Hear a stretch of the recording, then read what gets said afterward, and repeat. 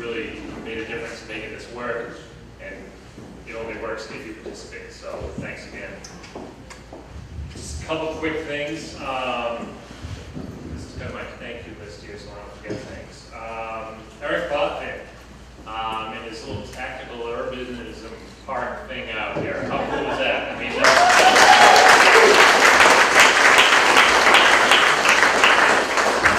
they talked about it, and I said, "Hey, I'll get you the permit, but it's there you are."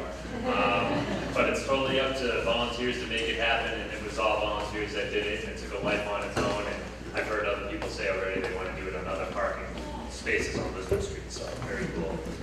Lane Cooney, don't know that he's here, but he donated the space at 219 Lisbon Street.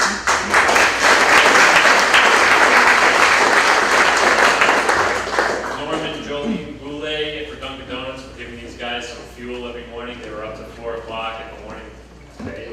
And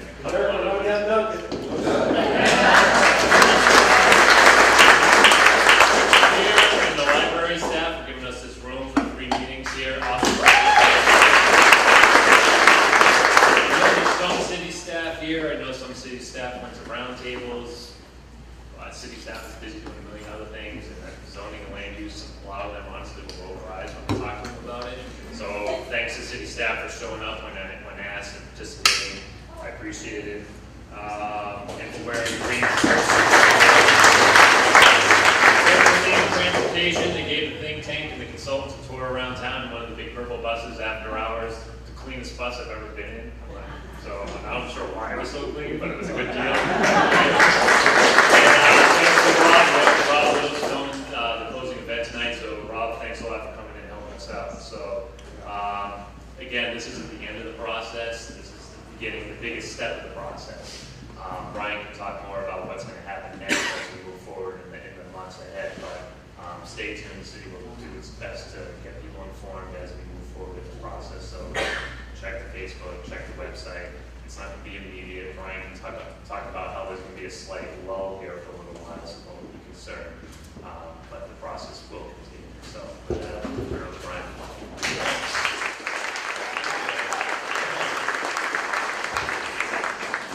Great. Signs upside down. Perfect. There we go. Right. This is awesome. So, wow, so last time we had green shirts over that, maybe Bill Home now have signs, so thank you for that. Okay, so how many new people do we have tonight? Awesome. That means the process is working. Excellent. So my name is Brian Wright. If you haven't met me yet, I'm the principal of Town Planning and Urban Design Collaborative, and we are the team that is leading the effort to help you guys figure out what you want to do in the future for the city.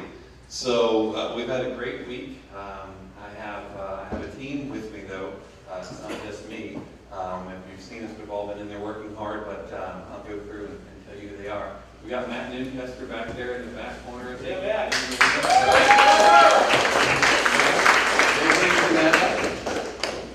our artist. You can see his work up here. Just in case you're interested, Matt came from Charlotte. JJ came from Pittsburgh. We've got Kara Wilbur. She came all the way from Garden, Maine. We've got Jesse Hugo. He came from Maine as well. So Michael Boynton. Michael's in the back right there. Michael came all over from Winter Park, Florida. Emily Wright, who's over there helping us break down the studio. She came with me from Tennessee. She's my wife. And then we have Owen, and we have Marshall, and we have Cooper and Parker. Those are all little kids you've seen running around. Those are our mascots, the babies you heard crying and all of that. So it's a family affair with all of us. So anyway, did I forget anybody, Kara? Oh, where's Jason? Oh, Jason and Pam. Jason and Pam, they're here. They're Owen's mom and dad. They're part of our team. And I remember the baby, but not the parents. And they came from Miami. So people from all over the place, some local, some far away. But the beauty of it is that we all bring a unique perspective to planning and visioning and dreaming and practicality and all of those other things that are important when you're thinking about a comprehensive plan. So what I want to do is go through a presentation here. Now, this presentation is interesting. The first presentation, the kickoff, the first night, last Thursday, I guess it was laying the foundation, a common language, kind of explaining what's a comprehensive plan, and all of those kind of things. I'm going to touch on some of those things ever so slightly, but we did a lot of work while we were here, and I'm going to show you that because we need to get some thoughts on that. There's so much stuff that's been done this week that we've done more than my attention span or your attention span can bear to talk about tonight, I promise. So there are going to be things. I remember I've been at the intermediate, at the interim presentation, I talked about the short and the long list. So the long list is still long, but we've been getting a lot of feedback on it. It's now 10 single-space pages long of thoughts and ideas and things that we've got to figure out a way to incorporate. So just going through those things on their own, without any of the other cool stuff, would take the rest of the night. So, so what I'll say is, we're going to leave you wanting more tonight. So what then happens is, you guys get to look forward to the first draft coming out, and I'll tell you about when that's going to happen. So don't be frustrated if any of the things you talked about or asked about or heard about aren't represented tonight. It does not mean they're not in there. So for instance, I know I talked with Ronnie about doing this cool map to show properties in the city that pay taxes and properties that are nonprofits. We haven't gotten to make it yet, but it's in there, it's in the process. So anyway, so lots of caveats and hedging here, but that's part of the process because this is a lot. Can we get the lights down? Kara, who's now the light expert? Either one, Kara did. Whoever knows how to make it work. Okay, so Kara, could you help me? I heard she was an expert. That's right. Okay, so what's a comprehensive plan? This is where we began. A comprehensive plan is a long-range policy document establishing the vision for the city, providing policy guidance for growth and development. It contains action items and directions to the city to implement the vision and establishes the basis for the zoning. And I tend to wander around, so I'm going to walk in front of you guys sometimes. When I do, just say, step back, I can't see. I'll do my best. So what you see over here is the beginning of the table of contents for your document. And so each of these things is very fully elaborated upon, and this is why we can't get through all of it tonight. We've literally been writing sections or elements of the comprehensive plan. The elements are equivalent to chapters, and so those have all begun and they're underway. And so we start with today, and so we look at why we plan, how to use the plan, the timeline of the city, which is very interesting. A little bit about the history. We get into the process, and so we document the PLANAPALOOZA and all of the other outreach that's going on. We get to the principles and vision statements and guiding principles that have sort of frame everything else that's in here. And then a snapshot, which is sort of the analysis and the data of things that are going on. There have been a lot of conversations about tomorrow, what's going to happen tomorrow. And so we have a framework plan that I'll show you a little bit about here, and then sections here that have to do with each of these very interesting concepts. And then barriers, what's keeping you guys from getting where you want to be, and then how do you get there, which is one of the most important components of it. So we started by studying all of the great work that you guys have done before, so building on the firm foundation you've established. Here we were the first night in the same room, having a presentation, breaking out into groups, marking on the maps. Here we are back at our studio working. This is, I don't know what JJ's thinking about here. He's not paying attention, but he's actually, what a cute baby is what he's saying. So this is what we do. And we had people dropping in. This actually has been our open studio time that we talk about. It's not, everyone says, what's this open studio? I don't understand. We got more questions about what the heck is this open studio. And apparently we explained it well, because we got more people come into the doors than we ever have before, just showing up, dropping in, which is great. Normally people wait till the meetings and the presentations. You guys just dropped in, and everyone's like, let's go down and see what's happening at PLANAPALOOZA. And there was one point where literally every one of my team members had a citizen with them at their desk, getting input, and not working, but they were getting input, so it was okay. That's what we're here for, So we did had a lot of fun. We had these meetings that were breakout with specific topics. This was a particularly passionate meeting. We talked about housing during that meeting, you can imagine. It was awesome. Here's some kids. They dropped in late one afternoon. Wanted to talk about some very specific things. You know, we're talking about big picture topics like housing. They want to talk about where's the soccer field going. You know, so it's really, really cool. And Jesse helped them with that. Then all of a sudden the doors opened, and this whole group of kids came in all at the same time. And I said, "Oh my goodness, what's going on?" So it was the Boys and Girls Club, I think, and they came in, and we just said, "Okay, let's take you guys back and have a special meeting for you while you're here." And then they had a great time. It looks like, at least they were smiling at that moment. And so all through that process, you'll see these maps where everybody was marking and putting dots. So we took all that information and put it in the computer and started to see where the different concepts and the nodes of things people love the most, improvement and opportunity sites. And then we took that map and began to create what is called the framework. And so the framework starts to break things down into, this is a preliminary version of it. We've gotten some good feedback, and so we're revising it. But the preliminary version had the downtown core. You had these larger areas that are called activity centers. And then you have these smaller centers that are neighborhood centers. And then the corridors that lead into and out of town and around town. And those are the kind of most frequented areas. And one of the things we heard a lot through the discussion and through our study of the data and the meetings and all that is that there was a desire to really keep the rural areas more rural and focus development in the downtown and surrounding areas where the services are already currently located, like sewer, et cetera. And so here you're starting to see this area that's preliminary called rural living. And that would be where you would say, you know, this is our first priority for investment in infrastructure, maybe secondary priority, and then the third priority. And we don't really go out here until we want to do in the middle in all these areas. So then we took that and began to work on one of the requirements of a comprehensive plan, which is called a land use map. And the land use map is what people start to refer to and look at when they're considering changes to the zoning and those sorts of things. So we're still working on that, still refining it, but literally went in, there's I think, what, 11,000 parcels here, Matt? And Matt went in by hand and clicked and put a color on every single one of those 11,000 plus parcels.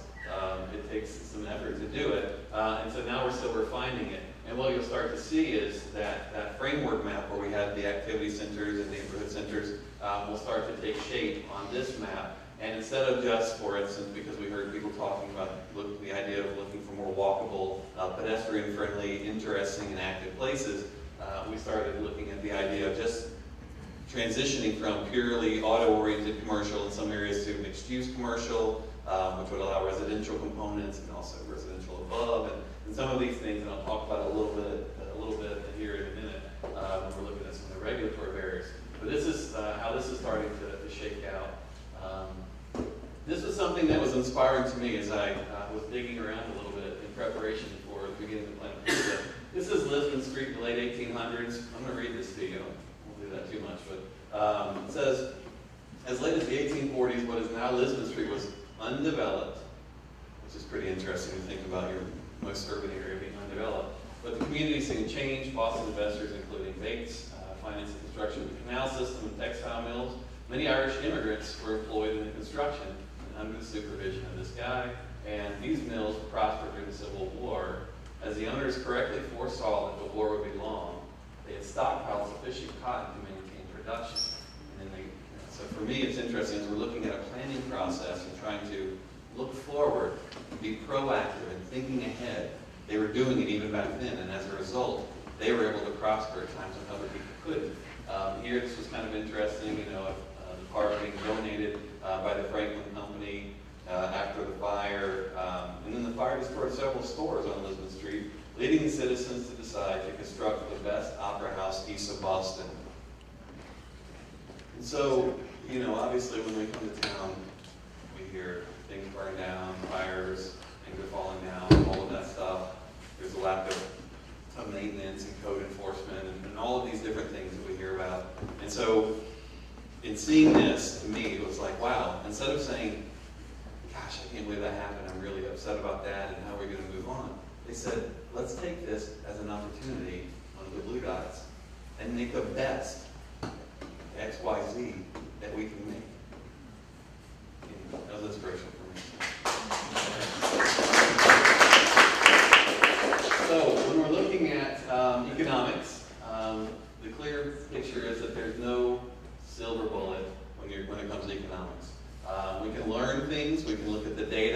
hear anecdotal information, which actually is very important and actually should carry more weight than most people think it does.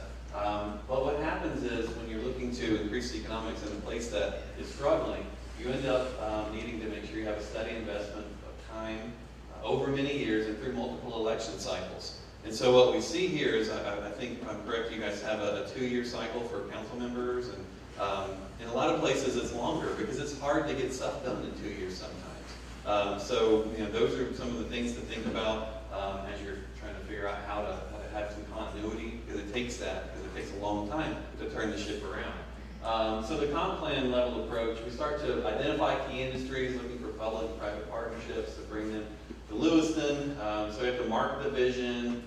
These are some of the things you do to make this happen. So you market the vision, which could be encompassed in the comprehensive plan, and you start to look at regulatory reform to make sure that the vision that you want can happen, and can happen easily, rather than somebody having to go through hurdles to get what you want. And then you start to continue to build a framework upon which the private sector will want to invest. And so that means infrastructure, investment, education, quality of life. And so we started to look at what that means here. We've been learning about this incredible fiber optic system we have. First we heard it was, the most amazing thing ever, and, we can bring Google here and all of that. And then we heard, well, maybe not quite so lofty of goals, because we might not have the redundancies that those kind of companies need. But on the other hand, it doesn't mean you still can't go after serious tech companies really hard, because you've already got them. You've got Carbonite, who came here, who does cloud computing, cloud service and all that stuff, where people upload their information from around the world to their servers, and for whatever reason, even without the redundancy, if that's the case, they still feel you guys were a good place to come. So that's interesting and important to know. Even looking at, you guys have already set up some of these areas for pad sites on the highway, Class A office space. You have great opportunities with the mills and these economic growth councils, and all of that stuff kind of goes together.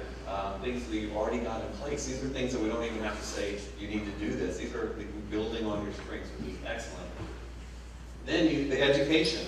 When we came to town, we hear, oh, there's some schools here, and as we started to look at it, there are several schools here, more than in most communities, and that's an amazing resource. One, it brings new people in to experience your city and fall in love with it over time and want to stay and invest, but also brings new ideas and all of these kind of things, and it gives the existing residents opportunities to engage and go to classes and all of these things. So it's really great. We were trying to find what the Kaplan mascot was, but they didn't have, it's the Owls, if you didn't know, but they didn't have a team, so they didn't have pictures. So the quality of life is really important as well. And while you guys, we hear a lot of people talking about the negative image, the negative self-image, and the negative perception from away. There's still a lot of stuff going on here that actually enhances quality of life. And we just saw while we were here, obviously the race, those kinds of things. The fact that you guys have a race like that here, a lot of places don't have races like that. They have small little fun runs and whatever, and they don't have really good athletes coming and participating. These things like these festivals you have. I was just thinking about it in one of the meetings where we were talking about coming up with things that are going to change the perception and doing things that are going to bring people here. And I can imagine when somebody said, hey, let's do a hot air balloon festival here. People probably are like, what? Hot air balloons? Are you kidding me? And so they're going to get caught on the basilica and all of that kind of stuff. So for me, seeing this lofty goal, no pun intended, to come to fruition, and now you're bringing in all of these people, it's amazing. And then even the simplest thing, I believe that this building, you probably all know, is reasonably priced units in there. It's multifamily. That building is a fine building. It's amazing. So it's a great piece of architecture. It's a great example of a large-scale apartment building. All of those kind of things, you guys may take it for granted since you see it every day. But it's those sorts of things, the architectural history here, the elaborate mansions you have, and even the apartments and small houses that you have as well, all add to that. So we started looking at what may be keeping you guys from doing what you want to do, or people from businesses from doing what they want to do. As people asked us about walkable mixed-use places, we said, are they possible in your existing zoning? So we went and studied it, and we looked deep. Here's what we found was not permitted, and these things all work towards this goal, and they're not permitted. So single-family detached or multifamily commercial districts outside of the downtown. We've got creation and dedication of narrower streets and alleys without a hardship. Narrow lots are not permitted for small new startup businesses. Storefront buildings, 20-foot setback in the highway. Businesses, community businesses, and there's no planned urban developments. Now, this last one is not that big of a deal because once you get, one of the things people have been asking us about a lot, is the idea of this form-based zoning, which we focus first on the character of things, and use is not at the top of the list anymore, it's sort of down the list farther. But the idea is to say, we want our place to be like this, to be amazing, to be walkable, mixed-use, compact, vibrant, all of those things. And then the zoning sets about to make that happen. You actually don't need PUDs when that happens because the zoning allows for creativity and flexibility. So here, asking the same question, these are things that are possible but not encouraged or incentivized. So small blocks and a network of streets, which we know is good for pedestrian walkability. Creation of useful open space. As we can see, there's not much of it around the city. And then parking behind buildings. That's when you have a walkable place. People don't care to walk past giant parking lots in front of the building. And then connectivity between developments. And so, you know, when somebody's developing a piece of property, they just think about what's happening in their property lines, and they don't have to connect to the next one, which means each development is essentially a cul-de-sac in and of itself. So those are some things that are possible and encouraged. And then here's some steps in the right direction, things that the zoning does allow that are getting towards that goal. So you can stack uses, one above the next in certain areas, which is great. You have awnings that are allowed to go over the right-of-way in some cases. There's some waivers of parking requirements when you need it. Storefronts of buildings are possible in downtown districts. Mix of uses are allowed in all zones, and home occupations are allowed. A lot of places don't allow home occupations at all. In some places, just with special permits. What is a home occupation? Like somebody working from home, just like if you're an accountant or you know you have customers. Occupying your home. Oh, right. No. Thank you for asking that question. We might need to restate how that's Yes, right. So here are some things we found as well. We started looking at transportation. Anybody know what's wrong with this picture? It's going the wrong way. Yeah, so we ran out of time, but I asked somebody to take a picture of the way that you experience this, and then it's in a small mirror about this big, hanging from your front windshield, and with a little, simple forethought, these arrows could be going a different direction. If any street needed to be pointing that way, it's this street. You can tell they did this on purpose a long time ago. And then when we were worried about only moving cars and as quickly as possible, we said, well, let's just make that one way, and we forgot about context. And this thing we call terminated vista. That's what that means when a building lines up at the end of the street like that. It's a planar term, but down there. And so we've been exploring the possibility of, what can we do about all these one-way streets? That makes this place incredibly confusing. And even though you may not realize that make the streets not as friendly as they could be, because they don't have what's called friction. Cars going two ways, even if they have plenty of room to pass, tend to feel like they need to be more careful and kind of drive a little bit slower than cars both go in the same direction at the same time. And so we also were looking at, this is a map showing areas that need further study, some opportunities for creation of some special places, and then some areas of concern, and looking at gateways, sort of crazy intersections, and one of the things we were also looking at too was the question of, do we need some sort of a way to get from here around here more easily to allow some convenience of cross-city movement. And so making sure we understand all the pros and cons and weighing that is important before we make our recommendations. So we've been looking at that. And one of the things that we found was we talked with the state about the one-way streets, and they actually are open to transforming them. There's not, it's not that they have to be one way. So there's, a lot of discussion that can happen around that. But we're really encouraged about the possibility of fixing some of that stuff because it can have a transformative effect on the community. Now there are some streets that are one way that there's some tricky intersections, some spacing, some like when you come over the bridge down by the middle, you're to turn on Canal Street, you try to take Canal Street to two-way, that can be tricky, and so you have to make sure all of those things are looked at, and it may not, there's usually not a one-size-fits-all solution, and so we want to make sure that we give it proper thought. Now, moving cars around is one thing, and that's important, but one of the things we talked about through this process is balancing all the different types of transportation so that people walking and biking also have the same priority as automobiles. And so how do you start to balance that out more and make it more of a walkable and bikeable friendly community? So here we've been looking at a proposed pedestrian bicycle map. I'm not going to go into all the details, but we've been looking at some areas where you have what are called cycle tracks, where it's literally separated lane for the bikes to go on some of the most difficult roads to traverse. We've been looking at the creating some bike routes where we know that the serious cyclists who use these roads to get out of town, making sure that they're safe and appropriately marked.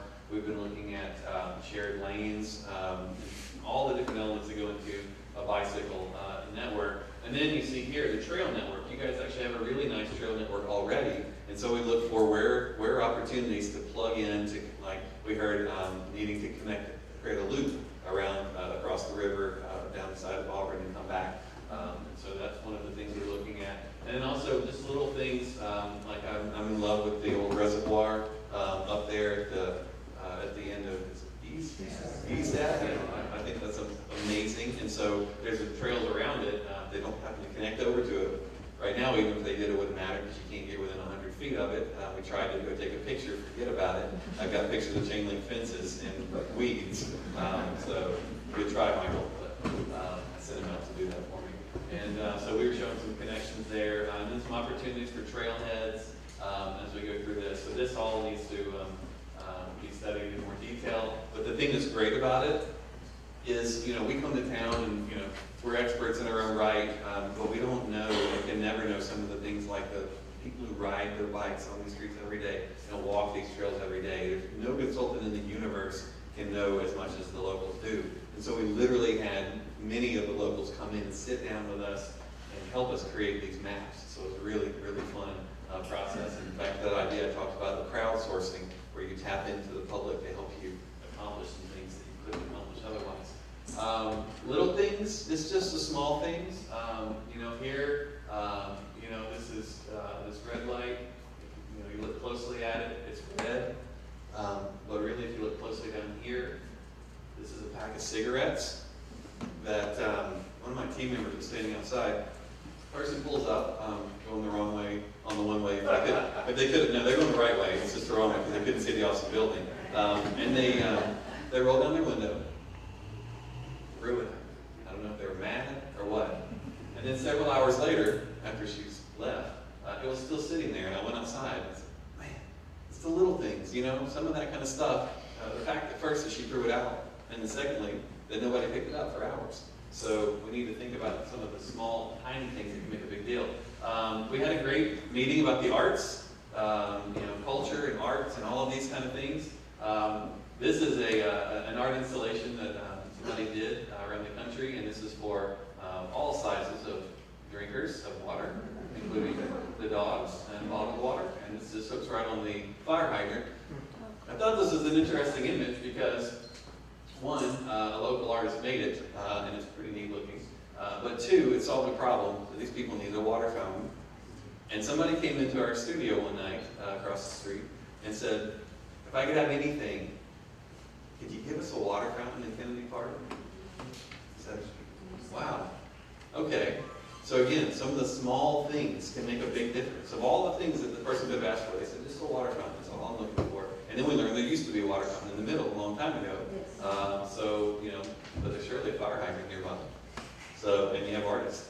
So anyway, so sometimes things can come together and have some opportunities for some fun things to happen. So, after doing, you know, talking to everybody, listening, researching, looking at all the data and all of that, and starting to distill what everybody was saying to us, we had this draft list of guiding principles. And these guiding principles are the things that everything that we're doing in the document, and everything that the document is recommending, and will be done in the future, will be evaluated upon the guiding principles. And so these are something when the draft comes out, you guys need to look at carefully and make sure you agree. You know, tons and tons of input went into creating them, but we're in the end the ones who drafted it. So promote mixed-use activity centers. We talked about that a little bit.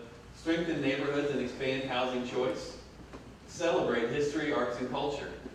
You know, at the beginning of this process, and this is one of the great examples I love about why this process works, we didn't even have a meeting on the schedule about arts. And somebody raised their hand at the opening presentation and said, why is there a meeting about arts on here? Could we have one, please? We said, sure, come on. And we had this impromptu arts meeting, and it was one of the most well-attended meetings.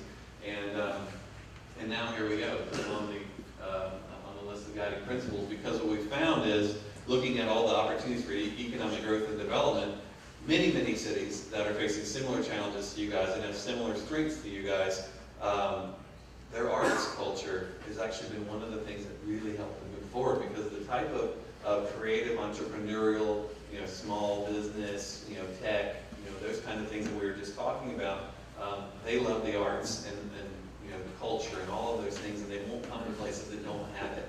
And so here we have an opportunity to tap into the great community, the creative community you already have, and build on that. And so we thought that was important to put on the list. Grow the economy, of course. You know, that's a no-brainer. You know, anyone could have written that one. Promote transportation choice and mobility. We talked about that. Feature all things healthy and green. This is my favorite icon. You can see he's got his headband on. He's healthy. And unite as one community with one voice. We talked a little bit about what that means. Has several different meanings. One of the things it's talking about, you know, all the people who are new to Lewiston coming together with the people who've been here forever. We heard that was a big, you know, important concept for everybody to get on board with. And then also, in exploring the concept of do we become Great Falls? Do we become Lewisburn? Do we merge the two cities? You know, all of that stuff. So that's another kind of, you know, meaning for that. And then also too, because we have a pretty good mix of young and old, but they have different conceptions. And I talked about those who've seen the mills in their heyday, and the mills come down and become vacant, and some of them literally come down, and sort of what that baggage brings with it. And those who are new here, who've not experienced that and see nothing but opportunities. An old mill building to them is a place for a high-tech company, and that's the way they think about it. So bringing that together and everybody coming together with one voice around that. And providing reliable services and open governance. And so, you know, things like this are pretty interesting, because that seems, you know, pretty straightforward. But there's a lot in a community like this. You guys have a lot going on in this regard. And so, you know, even the small things, that, you know, the great meetings, the discussions we had, where we talked about something as simple as code enforcement. You know, people said, well, you know, why don't we have more code enforcement? It was great because we had tenants and landlords and code enforcement in the room together, maybe for the first time, at least for the first time in a long time, it seemed like. And it was great because everybody could get off, you know, their questions and concerns, and the other person could actually respond to it and clear up some things. And so, you know, the question then became, as an example, you know, are you willing to have more strict code enforcement if it means that then the landlords raise the rent? And then, you know, some of the people said, yeah, absolutely, that's important because, you know, X, Y, Z. And so you can imagine, so those kind of things can be embedded in that. You know, that, again, though, we have to remember, a comprehensive plan can only cover so many things. It's a pretty high-level document. And something like that, or even a water fountain, is a very, very specific and small thing, and, you know, very microscopic in its focus. And so we need to, you know, sort through that 10-page list of things that I told you about, 10 single-space pages. We have to figure out which of the things really belong in the comp plan, which are things that are just go and, you know, for you guys to sort out, you know, as you move forward. So this is where the fun part starts. So here's the vision. Again, starting small. So one thing that might be found in the comprehensive plan is says, don't do this. ever again. We know that at one point that was the coolest thing that you could have ever have done to such an ugly historic building, right? I'm just kidding when I say that. But we know now that doesn't last, that fad doesn't last. You know, these buildings last over time. And so if it's not been ruined underneath, which happens a lot of times, then you can do that. Easy. That's all underneath there, probably. We stole the facade for Ford, if you didn't notice. That's one of your best storefronts, so good job, Ford. So that's pretty cool, huh? All right, so we showed you guys a preview of this. This was looking at the concept of making schools neighborhood schools, and so we took an example of one where you put it kind of near neighborhoods, but it's not really a neighborhood school like your other schools were. And you know, we put this on Facebook, and we got some input. And you know, somebody said, you know, I don't want to see streets connect to my streets and all of this kind of thing. We talked about that when we were putting the school out in the first place. We didn't want it. Just rest assured, we're using this as an example, just to illustrate the concept of if there was consensus about doing this thing, this is what it could look like. So here's Geiger School right here. So here you start to see actually making houses around it, neighborhood blocks, civic space, soccer field, all of this kind of tying in, making it very convenient for those who live nearby to get here, but also making sure there's a critical mass and making this place even safer. The more eyes on that school, the more safe the kids are. Eyes on the street, eyes on the park. And so here's what that might look like. So here's the school here. Here's the stream that's back there. Here's the ball fields. So you can start to get here's that park I just showed you. So just kind of visioning what that might look like. And you can see all of a sudden that starts to feel like a neighborhood school, doesn't it? So that was one concept. Here we were looking at doing one of these activity centers that we talked about. Sears is here. This is Lewiston. Here's the river, and this is Martell. Yes, thank you. That's one I always forget. I remember Geiger. It's a Geiger counter. So here is a new park that we're conceiving there. We're showing some mixed-use development around it, so people who live in the neighborhoods can now walk. And the thing that was great about it was, while we were in the process of drawing this, some of our good friends happened to be the neighbors, and they came over and they were talking to us, and they said, it would be really neat to have a center there where I could walk to something and have a park and those kind of things. Now, they haven't seen this drawing yet, so they may not be what they had in mind, but at least the general concepts and principles are there. And so here's the thing to note. All of these concepts you're seeing right here are not things that the comprehensive plan says you've got to go do this, go build it just like this. These are illustrations, because what we found is that when you just talk about walkable neighborhood schools, mixed-use centers, and all of those kind of things with just words, it's really hard for everybody to conceive of what in the world that really means. And so we use these planning exercises as a way to kind of get that across visually to you what it looks like. And so here we've shown some larger parking lots, and this is what that could look like. So here's Lewiston Street. Here's Martell. New community center. We've heard that there's a need for a place for kids to go. We've heard that there's a need for a place for seniors to go. We've heard they don't mind being in the same place. Again, this may not be the right spot, but we said in this vision we could do that. We know that there's a need for community gardens, and so here we have these great community gardens leading you into the community center. Here we put a movie theater, which is one of the neighbors recommending it. So we'd love it if we had a movie theater there. You can see this great park in the middle, stores on the ground floor, people living above. As you move back, you feather down to the scale of the existing houses so that you don't have a conflict. You don't have to have big buildings next to small buildings. You have houses next to houses. And so all of a sudden here, and all the parking you see is hidden in the rear. So anyway, so that's one concept of what could happen there on the corner. This poster raised a lot of eyebrows, said, why are you only showing the bad stuff? That's what we were hoping would happen. But I figured it wasn't fair to just show this and not show you guys an idea about what might happen instead. So here you go. This is an even more flattering view of it. I sent Michael. Yes, exactly. I sent Michael out, and he shimmied up in the building, and they let him in. And so we took this picture, and we said, what could happen here these buildings are actually pretty deep for today's kind of uses and tenants, and starting to get light back in there and all kinds of things. And so we said, if we did something here, and also knowing there's a lack of open space in the along the street there, what can we do instead? So here you see the tall 7-story guy. This is the one existing. This is the other existing one. And here we're showing a row of buildings that fit in with the character of the streetscape. They're set back, though, farther than some of the other buildings, creating this plaza there. One, addressing the kind of market realities of what tenants might be looking for today, and two, giving you some relief in the streetscape, and making a place where all the people who are over at Forage or wherever carry their lunch over and go sit out in the plaza. There's trees. You still have access to the parking. We even strung lights and put some cool stuff out there. All Portsmouth, New Hampshire has these great little alleys. Yes, sir. I have a question here. Okay.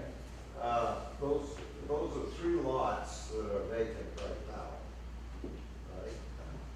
Now, how many buildings have you got going in there? 1, 2, 3, 4? How are you gonna fit 6 buildings in that? On those 3 lots? 2 things. One is, we actually took the actual space, and we built a 3D model of it.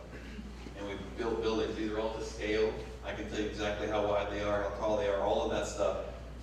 But the other answer is, so they fit. I know they fit. But the other answer is, there's nothing that says this can't be one building. Because today it's likely that somebody would build one building, and they would break down the massing so that it would be in keeping with the streetscape. How wide are those buildings approximately? JJ, do you remember how wide those are in your model? 35. 30, Jason says 35, 20, 24, 35 feet or wider. And that's the thing, they're basically using the same rhythm as the other buildings that are nearby and adjacent. But I'll say this, and I don't say it too often, but they fit, I promise. I can show you, trust me. Here's another example where you guys took some initiative on, I assume, an empty lot at some point and didn't get torn down to make a plaza. And so we've heard that, especially on a day like today and yesterday, it's blazing hot out there. And we've seen that it's not all that well utilized. There aren't many people out there very often. There's places to sit and vegetation and those kind of things. And we've also learned that this building is about to take on a new life and be inhabited and be transformed. And so we thought there would be another great opportunity in one of our few downtown interventions to see what might happen there. Because what we've noticed is, you can't see here, it's a little washed out, but the Basilica is peeking just through there, and there's this amazing, which is actually a nice looking parking garage in front of it. But that's the view you see through your plaza. It's like, oh wow, that's how I get to the parking lot. I go through the plaza for it. So we thought, what if you transform that and you actually put a building here in front of it. This is in the plaza, so where the stairs are now. Here you have this really great staircase that goes up and frames the view to the Basilica. There's a grassy area here in the middle, several trees to give you shade so you can go in there. There's people hanging out, frolicking, fountains with, you get that idea of the coolness going on there. Opening up the side of the building here so the storefronts are facing onto that space.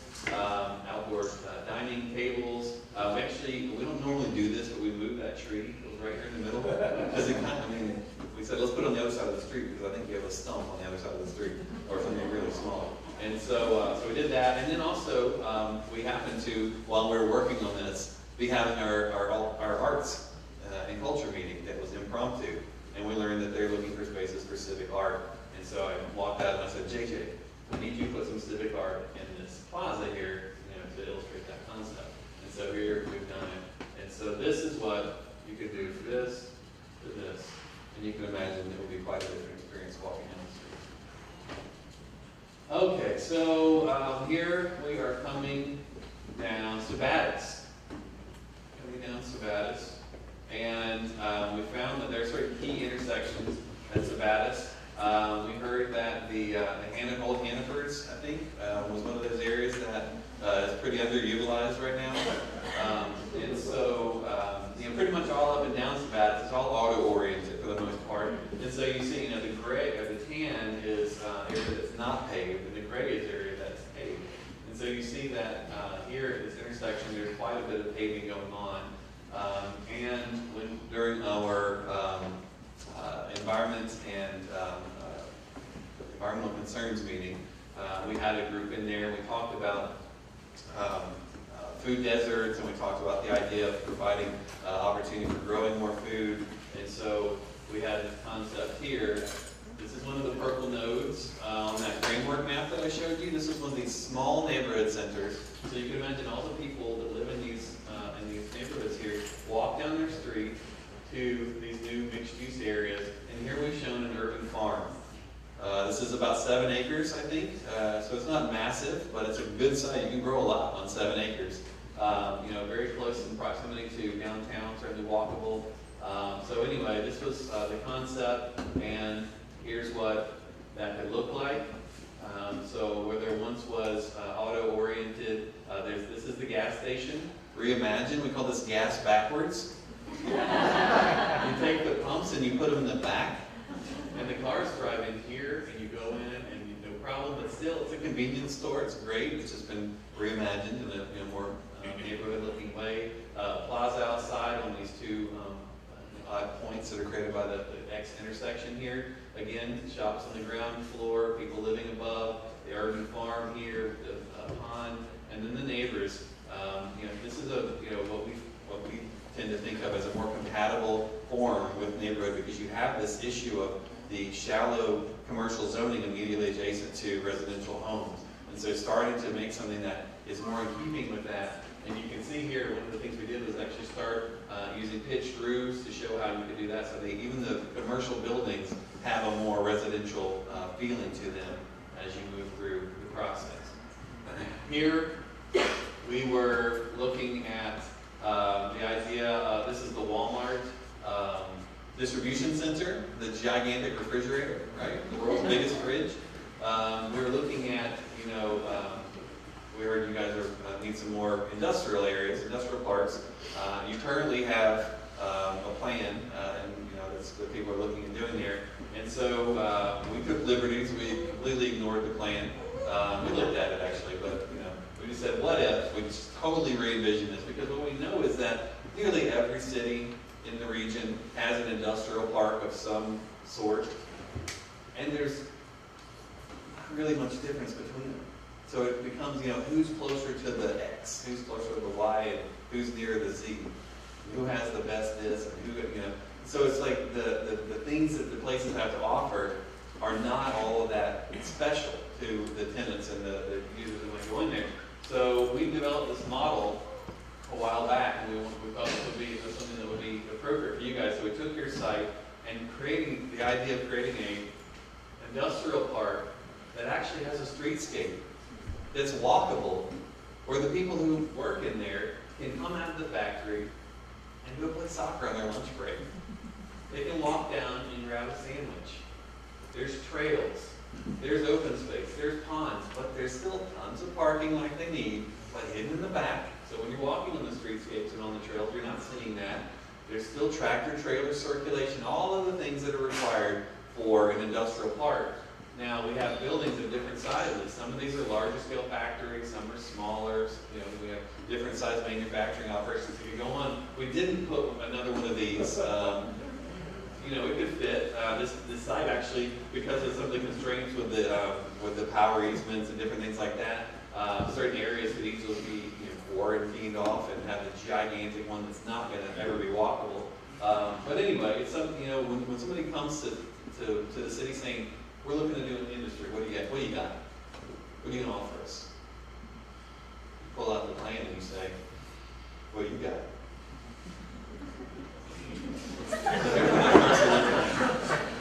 So you can imagine an amazing place. Again, you can only do so much with these buildings. It's hard to get super excited about designing an industrial park, but this is unprecedented in the region. So you can do something really amazing. Conservation subdivisions, kind of to the full other extreme, right? Cluster development, you guys call it here, right? Is that the term? Cluster development? Also called conservation subdivisions elsewhere. What we find in most places is, the idea is instead of developing larger lots that are spread out kind of along the countryside, decided we're going to make smaller lots and bring them closer together, and then we're going to preserve part of the property. Well, what we find is in most places, I have to say, which ones of these developments are your conservation subdivisions, or your cluster developments? Because by looking on the map, I can't actually tell in most cities. They end up carving off lots, and whatever's kind of the least important space that's left over, that's what you get as your conservation area, which is better than it being bulldozed and all of that stuff, yes. But it's still nearly just like any other existing conventional subdivision, except for there's some smaller lots and there's some portion of the property that is conserved. So you get this, and they say, well, this is conserved, or they say, well, my property actually goes out to here, and or here, we gave you the easement, the power easement, we can build in there. And so, but here, it's just, this is a conventional subdivision. You would have never known if somebody didn't tell you it was a conservation or cluster development. So what we say is, how about this instead? How about looking at a model where you're creating a village or a hamlet out in the countryside, where you actually preserve, it's literally the same piece of property, the same number of units. And here you have open space that's meaningful and accessible, public. We know that there's some issues here in this city as well as others because it's such a small group of houses. Maintenance of the open space becomes an issue. Who's in charge? And when we have a homeowners association, well, are all six of you going to send letters to the other one, and nasty letters saying you need to cut the weeds down? Or, how does that work? And there's ways to work around that. But if you do it, here's what we think works really well, is actually making it be truly compact, truly in the woods, truly conserved in a meaningful way. And so here's what that looks like. This view is taken if you're standing here looking out over here. So here's a park space, again, opportunities for community gardens, looking out to the meadow, to the forest, and detached single-family houses, just like everyone recognizes. But you can imagine these people actually going to get out and walk and do things, and maybe the trailhead there. And, so it's a little bit different than a conventional cluster development. So we obviously heard a lot about the downtown housing, condition of housing, we're missing buildings, what do we do? So we went through this whole discussion about, in most communities, what you do is when you have affordable housing needs, you provide affordable housing in a multitude of ways, just like people always have throughout history.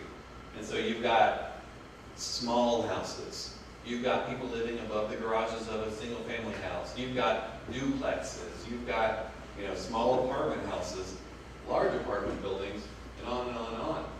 What it seems like happens most often here is that this is when you talk about something being affordable, it's a building like this.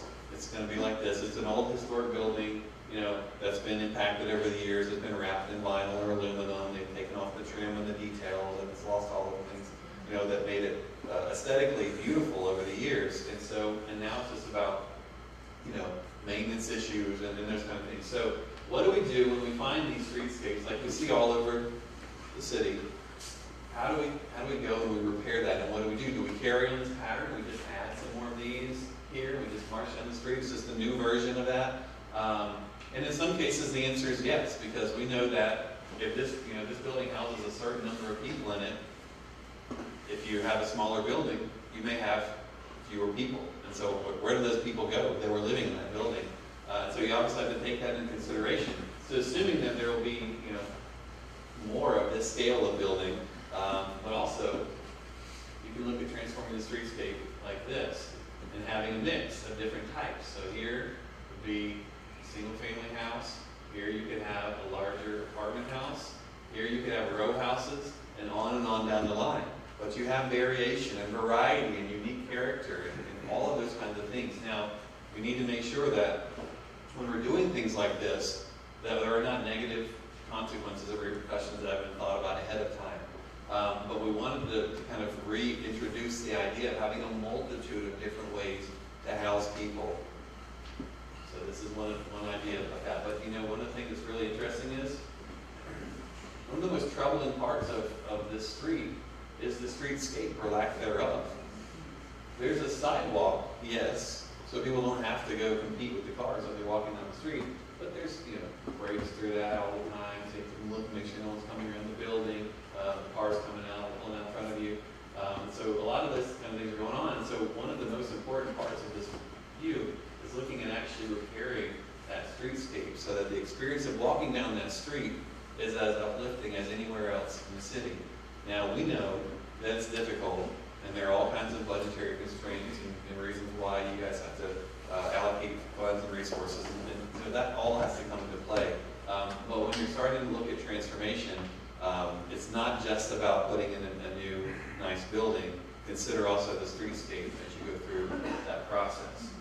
So all of these kind of big ideas, the 10-page list, all the stuff you saw on the table of contents, these illustrations that illustrate concepts and all of that stuff, in the end go into, this is just a tiny piece of it, but an implementation matrix, because we can dream all day long, we can draw pretty pictures all day long, but in the end, if there's no clear path to success, how do you make these things happen that you may or may not be excited about in the images? How do you make it happen?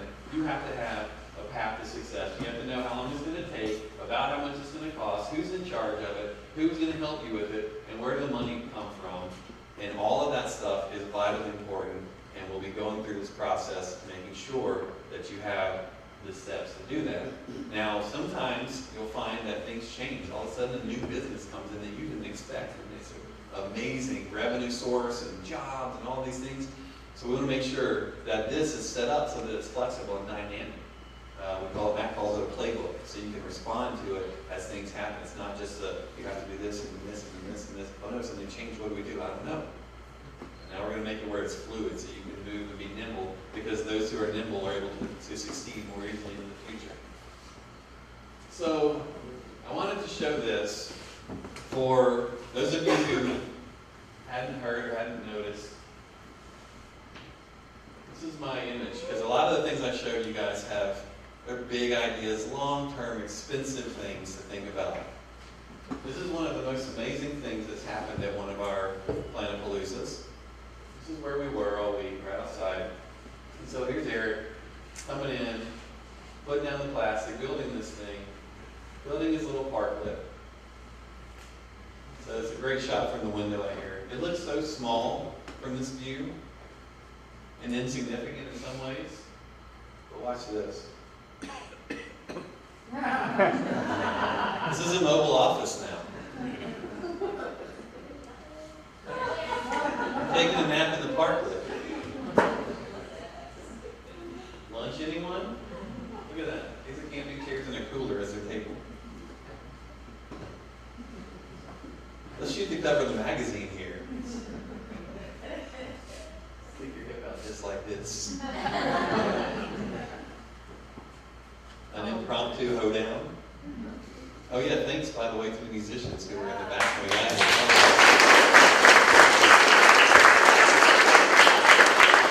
Thank you guys for noticing that we're running a few minutes late. Hanging out, talking. What do you think? We just had this meeting. I don't know. Let's talk about it. Do you like that? So when I see something small like that, it makes such a big difference. Just over 5 days. And yeah, there was a person every now and then. Roll on my window, you're like, oh, what are you doing? You're like, what are you doing? You're taking a parking space. You're putting people out of business. Okay. You need some time in the park. But there was some of that, but it was very few and far between. And for the most part, there were almost accidents of people going, oh, there's grass. What's going on here? Not just there's somebody in a bikini, And so for me, I don't want to be too corny, but we're out here, and Michael's, look at this, you guys got a double rainbow over your city. I'm like, dude, this is like the perfect picture of hope for the future. In my mind, something as small as a parklet. And we hope that it would have that impact and show you guys that even with small investment, that was free, until some of the pieces of the side have to be paid back because they got killed by the pots on them, but it was free, and they planned it in 2 days, put it together in like an hour, and it was amazing. You guys can accomplish things. You have doers here. You have people here who not only will make things happen, who volunteer. We have people emailing us saying, how can I take this little park thing and go make a big park? And I'll even maintain it. And how can I get involved? And, you know, I make things. Where are places for me to make things? You guys have doers here, and you also have people who are willing to get involved and participate in the things that other people have done. Because if somebody just does something and no one notices, they don't do it again. And so for me, I'm really, really encouraged about the future, what you guys can accomplish. And so what our goal is to give you guys a document and a plan that will continue to inspire you to dream big and to go as far as you can go. Because I know that there's no stopping you guys as long as you got the desire to do it. So, let's chat. Lights up.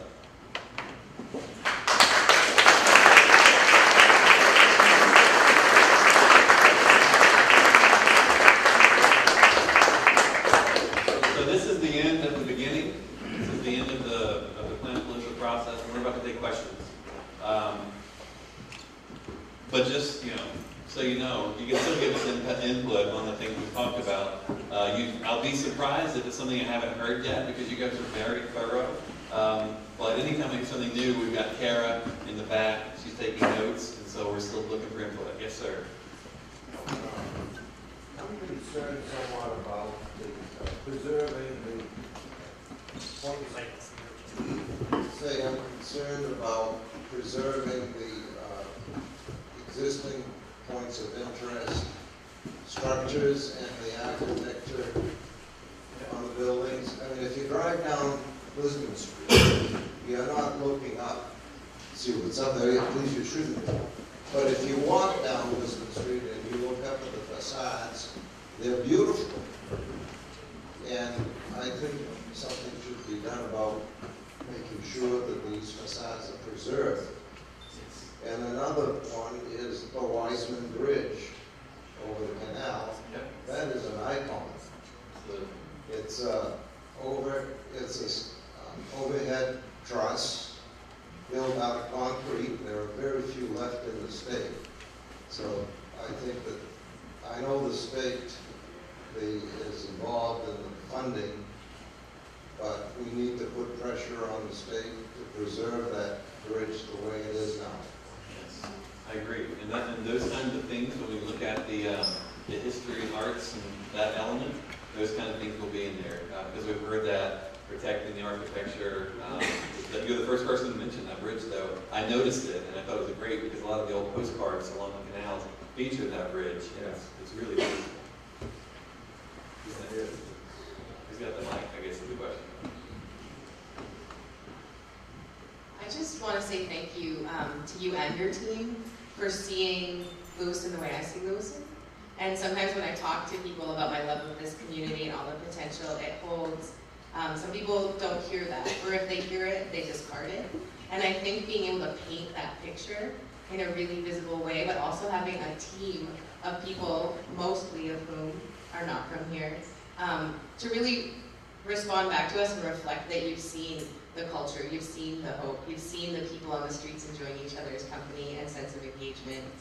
It's nice for us to hear that, and I hope that it spurs our ability to believe this can be a living document and make it.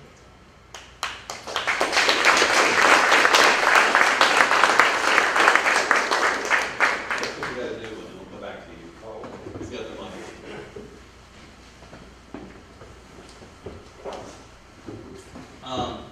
I'd like to see something in there about maintaining the aesthetic during the winter time. I know that right now it's the responsibility of the homeowner and the business to put it at the front, the sidewalk and such, which I do. However, if we're going to have continuity, I think it's going to be pretty hard to do that. And I've literally almost run over many people. Not just a couple of times, many people. And it scares the crap out of me just driving down here in the wintertime. So I don't know if so my question would be, does that have to do with the comprehensive plan, or is that another issue altogether?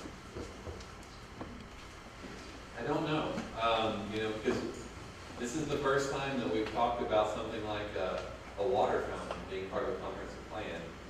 But I think probably that's more of a very specific maintenance thing and a homeowner and that type of an issue.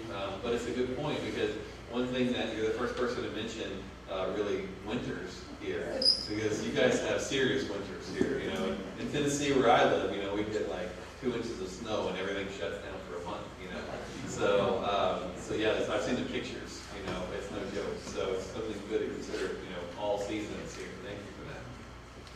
Good job, Mike.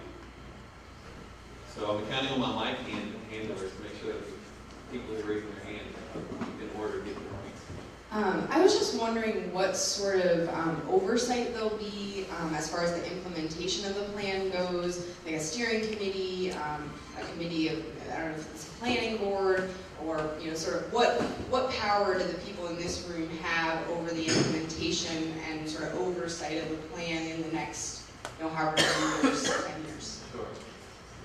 So, as with any, you know, as with your current comprehensive plan, you know, all those same systems will be in place. But the thing that's exciting to me about this is, you know, we've got now the citizens all plugged in, and you know, I talked about it at the midpoint check-in the other night. But the idea of actually tapping into that resource in a way that a lot of cities don't do, and we call it crowdsourcing, and really, you know, those who are interested in making something happen, doing something on behalf of the city, you know, let them do it. You know, and the tricky part is, you know, of course, insurance and those kind of the you know, red tape of things that comes along with being an actual city and all of that. So we have to, you know, understand and respect that those issues. You know, but it's I think as you go forward, there may be some new systems in place to help make sure that this comprehensive plan can even go further than the last one did. So everybody's keen on it, I'll tell you that. We're not sure what that will look like yet, but you guys need to just keep your signs. And when there are meetings, just bring your signs with you. Because you know what? These guys like signs that say happy things with hearts on them. And people like that. And so you bring those signs with you, and you just keep reminding people, and it stays on the agendas for the planning board and the city council. And everybody's checking in. That matrix, that implementation matrix is kind of your guide to kind of see how you're doing as things go on. So hopefully that will be a strong focus of everything moving forward. So, who's got the money? He's been raising his hand.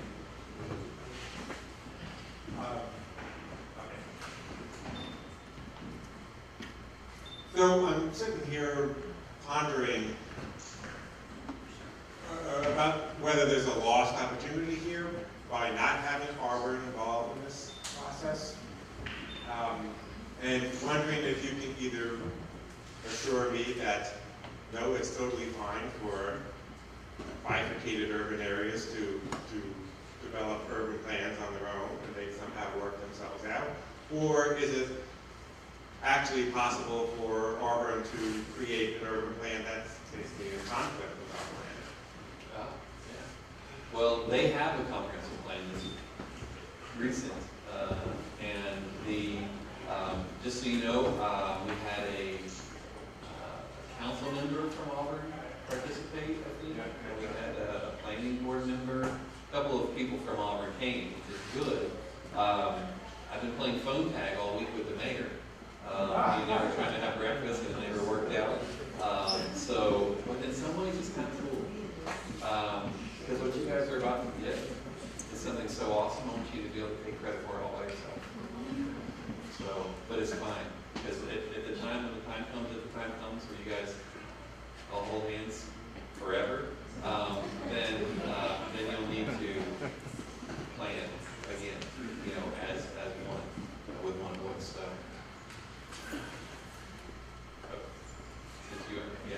Another concern You can speak up really loud while they put you in the microphone. Another concern I have is keeping the city streets clean. Yeah, a pack of cigarettes, I'm sure. Yeah, that reminded me. I don't know if the Public Works Department sweeps the streets often or Yeah, not often. I'll tell you what I saw while we were here for 5 days. Every time I turned around, there was this guy with this vacuum truck driving around sucking up everything was pretty awesome. I was surprised, really. I was like, a lot of cities that have some, financial struggles, that's the first thing that goes, so I was glad to see it, but they're definitely. If you use a sweeper, then you can clean the sidewalks, you can clean the dirt that accumulates, the trash that accumulates along the curb, Yeah. as opposed to one of these vacuums. I know a lot of other cities clean on a daily basis. You know what? This is a perfect opportunity for crowdsourcing. So from now on, all of you that are in this room who want to move the comp plan forward, even before it's adopted, the first thing you can do is go outside and pick up a piece of trash and throw it away. And you'll save some money on the sweepers and all of that stuff. And then, as people want to come here because the streets are so clean, you can actually buy a sweeper and you guys can take a break. People should be encouraged to volunteer and keep the front of their properties clean, be it the street or the sidewalk or even around the park where the big apartment buildings are. Yeah. There's a lot of trash there all over the place. A little bit of volunteering would keep those streets clean, those sidewalks clean too. Yeah. It's everybody's responsibility. Yeah. And don't wait till volunteer trash day. Just do it every day, every time you see a piece. Right. Yes. You might. Yeah, I do want to thank your team, especially the artists who can really take ideas and make them come to life in our town. And I think it's really important. I think a great opportunity here too is to continue kind of an open government and a transparency process in the way we do things. I think that's been a kind of hallmark of this event, is that we've got participation from the entire community. People are seeing what's going on at any time. It's not behind closed doors where decisions are being made. Everything's laid out in front of us. I think that kind of open government transparency, I'm hoping that Lewiston embraces that in the future. And I think what's critical is getting younger people to participate. And they're our future. And kind of diversity we also see here too, representation for the whole community. And I think that's critically important. I think this process gives us a good example of how to do things. So thank you.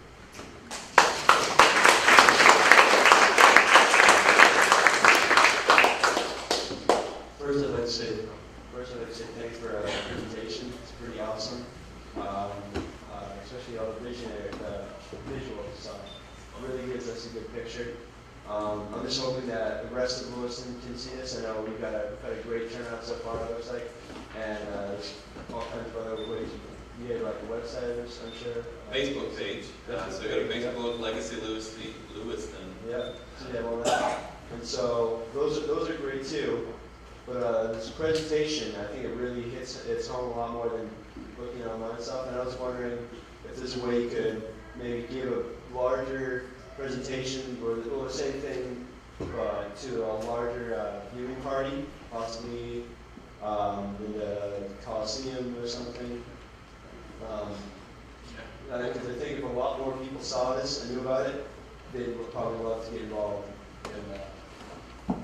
Yeah, there will be some presentations along the way as we go through, and wouldn't it be amazing if we needed to go to Coliseum or somewhere to do it? I would love that. Just everybody could come and standing room only, because it really is important to see it. Now it's awesome because they're videoing it, so now people who weren't here can see it. So that's huge. Maybe we can invite Muhammad Ali. That would be awesome. Yeah. Everyone knocking it out. Yes. So I just wanted to say, I've seen a lot of talk about development in downtown and in all areas around the city, and I love that. It's fantastic. And I've seen a bunch of that since I've been here for 10 years. But when you showed the picture of the conception of what would happen on Bartlett Street with the multi-family buildings, that was incredible. Never even imagined something like that. I think that, and I actually live right across the street from that White Building. I think that area of the city is just this pocket of hopelessness for people who live there, but also for everybody else. They just see it, there's no way anything can happen there. I think that's what we think. And to see an idea of something, hey, wait, we can do something there, that was just incredible. So thank you.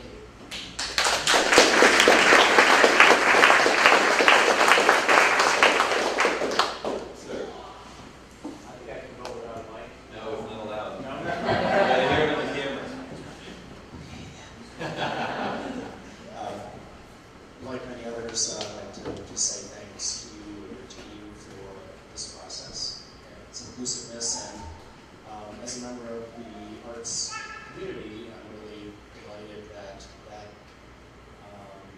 topic was able to bubble up and become what I think should be a vital part of this process. But I'm actually interested in something else, which is the canals. Yes. In other planning meetings, that's such a significant focal point, and I'm just wondering how they fit into the plans or if they've been discussed.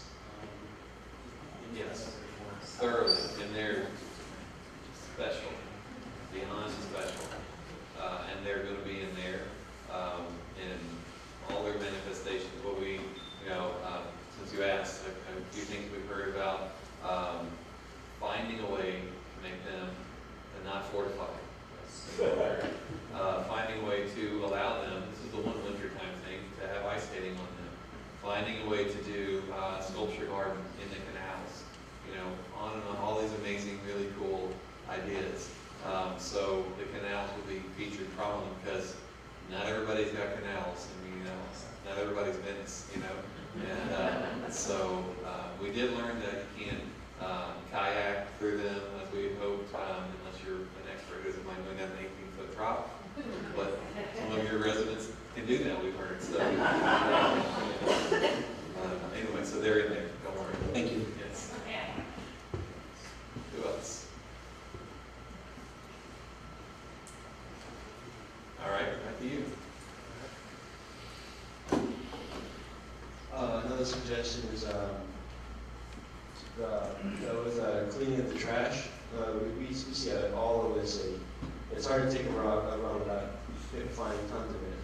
I think one of the problems is just that makes people go to just throw away the trash in the first place. As well, we got trash cans here and there, but sometimes there are places without some, so you could take care of that. But besides that, some of these people might be willing to wait till the next trash can if they felt the city cared more about them or they were more part of the community.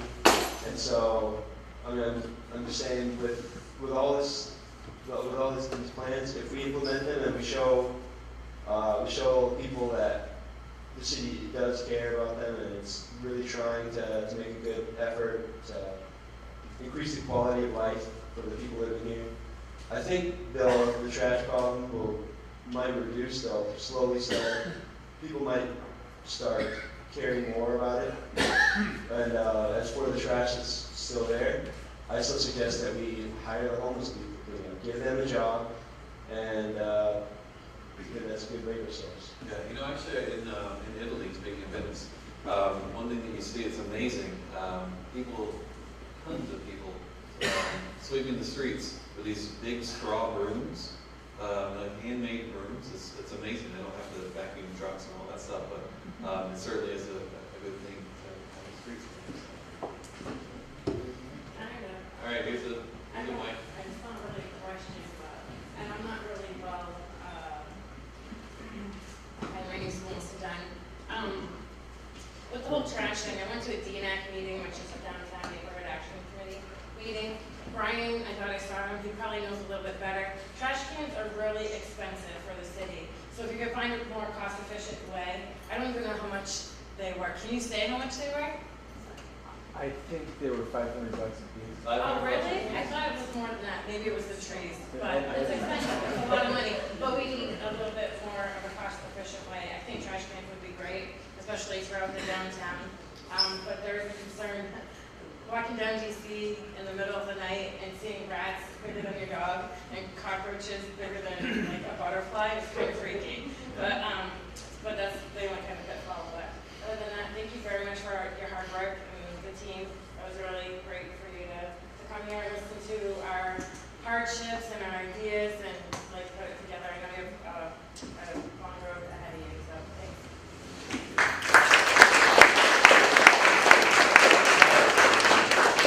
Project timeline. Brian, I'd just like to say one thing, if I could. I don't really need a microphone. Everybody knows I've got a voice. Okay, I'm Bruce Damon. I'm the chairman of the planning board here. chairman of the committee, working with Brian and his team. I was probably one of the biggest critics at the start of this process, and these guys have converted me that this is the process that's really going to lead us forward. The planning board, the people that serve Lewiston as volunteers, the people that are on this committee to help write this and review this, are people that are volunteering their time and care deeply about making this a huge success. What I want to do as a representative of not only the planning board, but also of the think tank committee, is to thank each and every person from this committee who has given us their thoughts, their time, and their input to help us make this a community project. Because this really is not about the planning board's plan. This is about the community's plan. We couldn't have given them nearly the information they've gotten single-handedly. And this is really phase one. There's going to be at least several other phases of this whole thing where we're going to absolutely need your continued involvement and your input. And I've taken upon myself to thank each and every person for your input, because without it, this wouldn't stand a chance of being nearly the document it's going to be.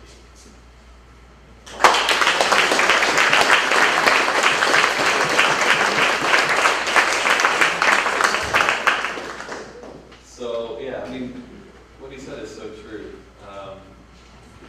When I go around and introduce the team, I often forget to say this, but when you interview for a project, what we talk about is, you know, here's our team, we've got these credentials, etc. But I always say that community is the most important part of our team. And in this place, you know, we do this all over the country. And you guys have killed everybody. You guys have done, I mean, it's amazing. The work and the time you put in, the diversity of the groups in all dimensions, you know, just the, you know, how many people's names have I gotten to know in the city? Usually I get to know one or two, but it's been incredible. So thank you for pointing that out. Well, yeah. It is most important to all of us. Yeah. So I'm going to go through quickly the theoretical and rough timeline. This is, you know, don't hold us to this too much, you know, but we know that people want to know. You know, we're excited. What do? We expect to see something. Now, what happens is we go away from here and we take some time. We actually have to write the thing, you know, the first draft for you guys to review.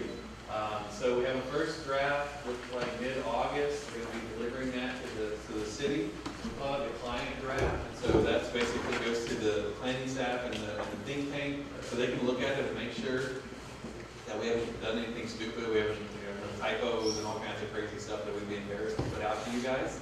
And then after that, that's a 30-day process. And the public review begins mid-October. Then we'll have a workshop for the public in late October. So you pretty much won't see us again until late October. So don't be sad. Just know that we're working hard, and we'll be back. And maybe we'll be in the Coliseum that day. And then we'll have, after that public review period ends, which will be around Thanksgiving-ish. We love a dish at the end of all of these things. We've got the state review process, which is happening concurrently, because what we're doing for you guys is unprecedented in the state. We need to make sure that they're going to be on board with all of these really interesting, unique things. Not just the content, but the document itself is very different than anything that has ever been done before in the state. And then the final plan, after you guys have given input and all of that, will come out at the end of January. And then the planning board begins its official process February or March-ish. And so you'll have more opportunities for official input, you know, where you stand up in front of, you know, the board and state your name and your address and all of that stuff. So anyway, so that's the rough timeline. This will stay up. People can post things. And please, like, this is the one thing where you guys have not done a great job. We've not had so much Facebook talk. You know, a lot of cities, they don't show up, but they get on Facebook. So I prefer you be there in person. But since we're going to be gone for a while, we still need to hear your input. And so go home and get on Facebook and say something about what you thought about tonight. Because there may be people who are sitting there thinking that it was terrible. If you liked it, tell them. And if you didn't like it, tell them that too. So anyway, so that's the PLANAPALOOZA. For anybody who was wondering how PLANAPALOOZA works.